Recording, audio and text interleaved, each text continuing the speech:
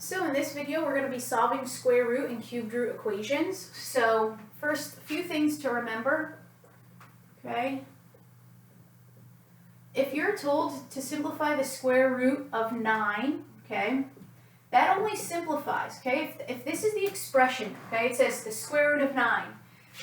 This is 3, okay? The square root of 9 is not 3 or negative 3 when it's just in an expression, okay? If it said x squared equals 9 and you were using the square root property, that's when you say plus or minus the square root of 9. But if you just have an expression with a radical, okay, you only simplify to what's called the primary root, okay, which is the non-negative root. Now, remember, if it's a square root, a fourth root, a sixth root, okay, you can't have a negative under the radical. So you'll never simplify to be a negative number. Only the positive 1 or 0. However, if you took the cubed root of negative 8, your primary root is the only root, negative 2. The cubed root of 8 is 2. Okay, so keep that in mind with cubed roots. Keep this in mind with square roots. Students make this mistake all the time. You're not solving a quadratic here. You just have a radical. Okay, it only simplifies to the primary root, which is the non-negative root. And also, there's a property of equality with radicals, okay, that says that if you have the nth root of x and it's set equal to the nth root of y, n is called the index of the radical. It's the root. So if they're both the same, then if you have a square root of x set equal to a square root of y, then the radicands have to be the same as well. Okay, that's a property of equality for radicals. Okay, so let's get started solving. So the fact that square roots, fourth roots, sixth roots can only simplify to their primary root leads us to having extraneous solutions again. Okay, solve, check for extraneous solutions.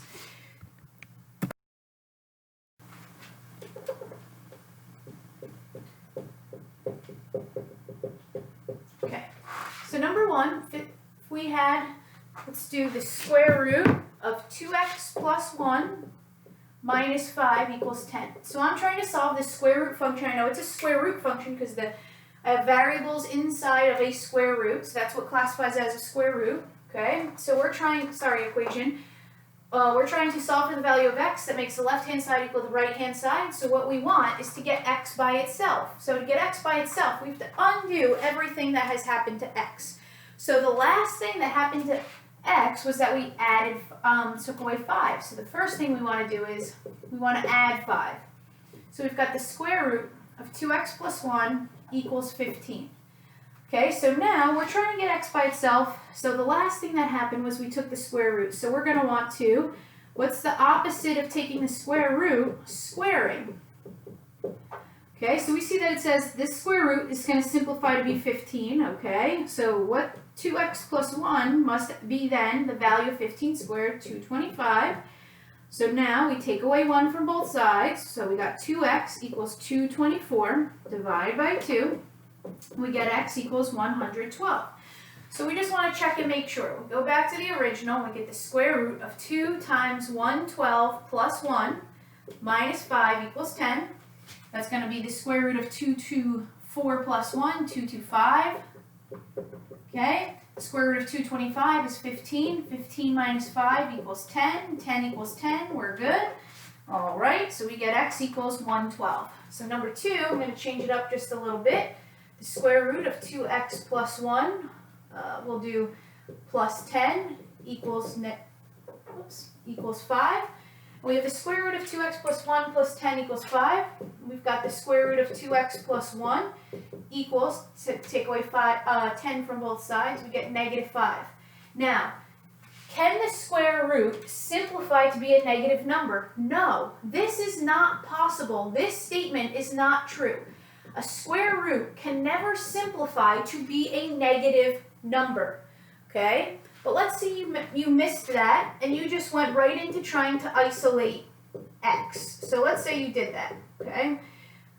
You're going to get 2x plus 1 equals 25, okay? It's a valid step. You could square both sides. And then you take away 1 from both sides, you get 24. And then you divide by 2 and you get x equals 12. Well, let's see what happens when we go back. The square root of 2 times 12 plus 1 plus 10 must equal 5. That's going to be the square root of 24 plus 1. That's a square root of 25 plus 10 must equal 5. The square root of 25 only simplifies to one value, the primary root. The primary root is 5. 5 plus 10 does not equal 5. This is an extraneous solution, okay? There's only one result that you got through these steps of algebra, and it's extraneous. It does not make the original equation true. Therefore, this does not have any real solutions. Okay? You should never have a square root set equal to a constant number that is negative. Okay? Your square root can never simplify to be a negative number. So this is when you're going to get extraneous pop up. This is one of the cases. Okay? In number 3, if I do the square root of 2x plus 1 plus 10 equals 5, sorry, let's make that the cubed root, not the square root, otherwise it's the same exact problem. The cubed root of 2x plus 1 plus 10 equals 5. Okay? So we want to solve for x. This time it's not a square root equation. This time it's a cubed root equation. So we want to take away 10 from both sides. Okay, the cubed root of 2x plus 1 equals negative 5. Now, I have a cubed root set equal to a negative. Can the cubed root of some number simplify to a negative? Absolutely. Because you can take the negative, okay, you can take the cubed root of a negative number. So the only thing I'm concerned with is here, this is going to be a different step. Okay, what is going to undo a root of 3? A power of 3 will undo it. So that's going to give us 2x plus 1 equals negative 5 to the third is negative 125. So we take away 1 from both sides. We get 2x equals negative 126. And divide by 2 and we get x equals negative 63. So if you want to check, look, cubed root of 2 times negative 63 plus 1, and then plus 10 must equal 5. I don't like that. 2 times negative 63 gives you negative 126 plus 1. That's going to be the cubed root of negative 125. Plus 10 must equal 5. What's the cubed root of negative 125? Negative 5. What's negative 5 plus 10? 5. 5 equals 5. You don't have to worry about, this is always true, okay? That's going to work. X equals negative 63. Okay, so let's do more problems. Change it up a little bit. So in number 4, we're going to do the square root of x plus 1 equals the square root of 2x minus 3. Notice they're both square roots and they're set equal to each other. So this is that property of equality. If you have two square roots set equal to each other, then these expressions must be equal if their radicals are the same. That's because if their roots are the same. That's because if I square both sides here, okay, if I square both sides, I'm just going to get x plus 1 equals 2x minus 3. And so we solve minus x. We get 1 equals x minus 3, and then we add 3. And we get x equals 4. So the value of 4 for x will make x plus 1 and will make 2x minus 3 the same value. But what you have to check here is, are you allowed to have the square root of a negative number? No. So 4 is the number that makes x plus 1 equal 2x minus 3, but you need to make sure that that number is not a negative number. So we get 5, we get 5. So is this a real number, the square root of 5? Because the solutions you get need to make values real, okay?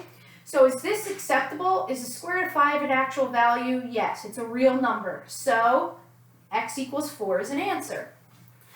So let's do another one that's similar to this problem. Okay, so let's do number 5 will be the square root of x plus 5 equals the square root of negative x minus 7. Okay, and so we have square roots on both sides, so we know, and they're set equal to each other. So we know x plus 5 must equal negative x minus 7. So we add x to both sides, and we get 2x plus 5 equals negative 7. We take away 5 from both sides, and we get 2x equals negative 12. And we divide by 2, and we get x equals negative 6. So negative 6 is what's going to make x plus 5 the same value as negative x minus 7. Okay, so negative x plus 5 gives me negative 1. Negative 6 minus 7, that's 6 minus 7, that gives me negative 1. Okay, sure, they're the same, but can you take the square root of negative 1? Is this even a real statement? No. So you should not give that. This is an extraneous solution. You should not be giving something if it's not even producing a statement that's real. Okay, sure, the left equals the right, but neither the left nor the right is real. Okay, so this is another example here. My only solution I got was extraneous, so that means I have no real solution. Now, let's just think about this. If this was a cubed root and a cubed root, okay, can you have the cubed root of negative 1 equals the cubed root of negative 1? Absolutely. You can take the cubed root of negative numbers. You can't take the second root of a negative number. You can't take the fourth root, sixth root, or any even root of a negative number. So you have to be mindful of this. Okay, there's nothing that's going to tell you that this was extraneous and you have no real solution other than knowing your knowledge of square roots here. Okay, so that was number 5. Number 6 is going to look a little different. Number 6, we have the square root of x minus 2 minus x equals negative 4. Now, if we think about this, okay, we now have a variable inside the radical and outside. This is still considered a square root function, square root equation that we're solving here. If I go to square both sides to begin with, okay, notice I'm writing in red because red is what we don't want to be doing. Now, it's not wrong to do this, okay, but it's just more work. If I go to square both sides, I don't have a product in here. So that means I would have the square root of x minus 2 minus x times the square root of x minus 2 minus x. And I would then have to FOIL that out, okay? And that is going to end up being a mess to try and FOIL out. Okay, I'd have to do this times this, this times this, this times this, and this times this, okay? There's a way, if we look at this, we're trying to solve for x, so we don't want x's inside of square roots. That would be a problem because we'll never be able to get the value of what is just x if it's stuck under the square root. So what could we do then? Okay, if we don't want to just square both sides, we can make it a little bit easier on ourselves by doing one step, okay? What could we do to make this a little bit easy on ourselves? Well, if we had this isolated and we square both sides, x would no longer be under the square root. So let's add x to both sides. That's going to give us the square root of x minus 2 equals x minus 4. So now, if I square both sides, x is no longer under a radical. But the issue is, I now have a quadratic expression on the right-hand side, but that's okay. Now I'm left with x minus 2 equals, and I need to expand this to see all of the terms that I have. Okay, this is x squared minus 4x plus 16. So what type of equation am I solving at this moment right now? I'm solving a quadratic equation. How do you solve quadratic equations? Make sure they're set equal to 0. So I'm going to have x squared. I have to take away x and add 2 from both sides, right? So that's going to be negative 4x, negative x. That's negative 9x. 16 plus 2, that's going to put me at plus 18. So now I can try and factor this, but it's not factorable, I don't think.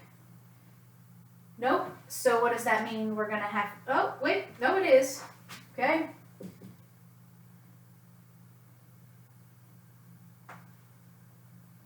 This is going to be, if I think about this for a second, right? A times C, 1 times 18 is 18.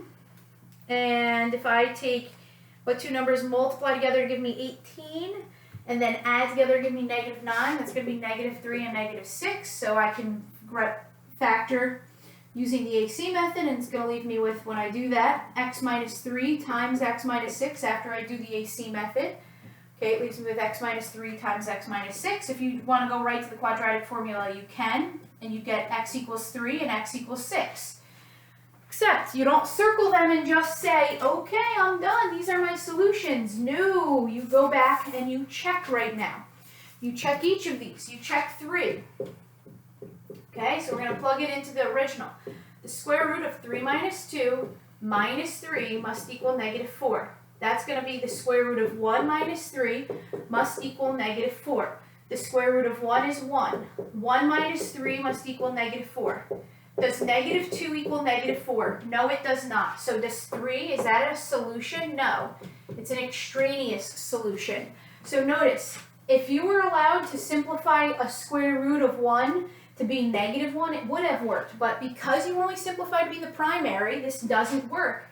And the only way you pick up on it is your knowledge of knowing about simplifying square roots. So now we check 6. So we have the square root of 6 minus 2 minus 6 equals -4. 6 minus 2, that's the square root of 4, minus 6 equals -4.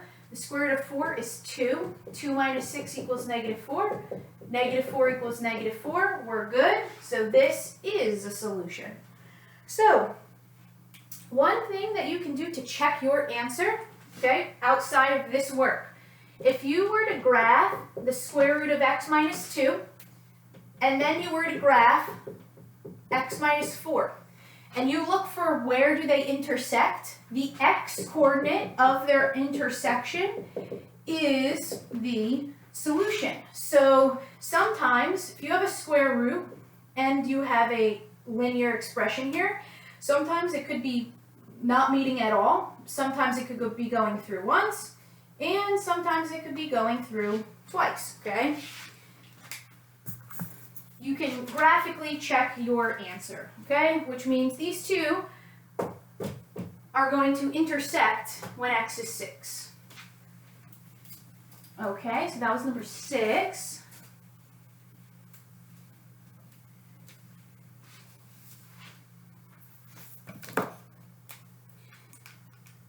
Number 7, the last one we're going to do, is the square root of x minus 5 minus the square root of x equals -2. Now I'm going to pull out my red pen again because this is what we don't want to do, okay? When you have multiple square roots with radicals, okay, if you keep them both on the same side and you go to square both sides as your first step, okay, what's going to happen here is, this is not, there's no properties of exponents, so the only way to simplify this is by writing the same factor twice and multiplying it out. Now, multiplying this out is going to make it this times this, okay? That would give you the square root of x minus 5 squared, which would give you just x minus 5. Then this times this, okay? Since the radicals are the same, you can multiply them. That's going to give you the square root of x squared minus 5x. Then you have to do this times this. That's going to give you negative square root of x squared minus 5x, okay? Then this times this is going to give you positive square root of x squared, okay, which would simplify to just be x. So then, okay, I still got these two radical terms here. Notice they're like radical terms because they have the same exact radicand. I can combine them, okay? I have an x, I have an x. That's going to be 2x, okay? I have a minus 5 here, and then I would still have these radicals going on. Okay, now, could you continue going in this direction? Yes, okay, because in one step, you're not going to get rid of the radical. So could you just square both sides? Absolutely. But there's a way to be a little bit more efficient with this type of problem, okay? get one radical on one side and one radical on the other side. So I'm going to add the square root of x to both sides. Okay, so that's going to put me at the square root of x minus 5 equals the square root of x minus 2. Now, if I go to square both sides, okay, at least one of my radicals is now going to be gone.